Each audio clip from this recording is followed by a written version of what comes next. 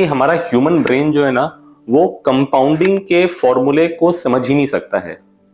हम सीधा सोच पाते हैं, हम सोच पाते हैं कि एक का बढ़ करके दो होता है, दो से तीन होता है, तीन से चार होता है। बट यही मैं अगर आपको कहूं कि टेबल बताओ कंपाउंडिंग का टेबल क्या होगा, तो एक का दो होगा, दो का चार होगा, चार का आठ होगा, आठ का 16 होगा। तो यही चीज को मैं समझाता हूं एक कहानी के माध्यम से। ये एक बहुत ही प्रचलित कहानी है, जिसमें एक बार कोई एक साधु बाबा, कोई एक पंडित एक राजा के दरबार में आते हैं। वहां पे शास्त्रार्थ होता है, अपने ज्ञान का प्रदर्शन करते हैं। और राजा जो है वो बड़ा इंप्रेस हो जाता है साधु से, यार आप तो बहुत ही ज्ञानी इंसान हो।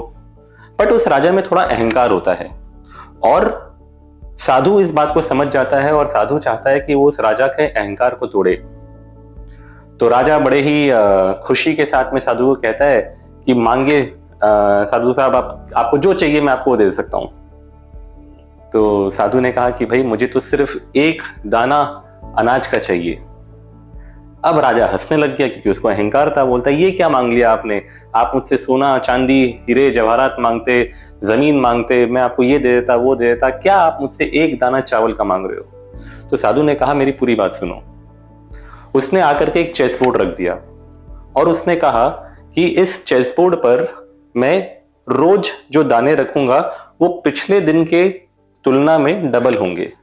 यानी कि पहले दिन मैंने अगर एक दाना चावल का रखा है तो दूसरे दिन तुम्हें दो दाने चावल के देने होंगे, तीसरे दिन चार दाने देने होंगे, चौथे दिन 8 दाने देने होंगे। राजा हंसने लगा, बोला ठीक है भाई दे दो इनको।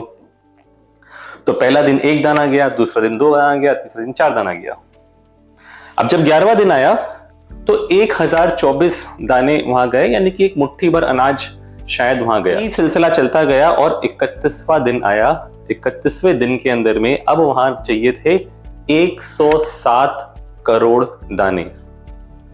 एंड अब राजा को पसीना आना चालू हुआ कि भाई ये तो कुछ और ही चीज चल रही है, तो समझ ही नहीं पा रहा हूं। Believe me friends, can you guess कि 41st डे को वहां पर कितना अनाज रखने की बात हुई। ये फिगर ना सोच पाना बड़ा मुश्किल है।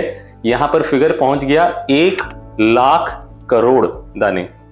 सोच के देखिए, पूरा राज का भंडार, जितना अनाज का उत्पादन था वो सब खाली हो गया। और मैं तो बात कर रहा हूं सिर्फ 41st डे के, और यहां तक भी आपको 64 डेज निकालने थे। राजा अपने घुटने पर आ गया, उसने साधु से क्षमा मांगा और उसने अपनी गलती एहसास की कि उसको अहंकार हो गया था। तो दोस्तों ये स्टोरी के थ्रू ना मैं आपको बताता हूं कि पावर ऑफ कंपाउंडिंग क्या होता है।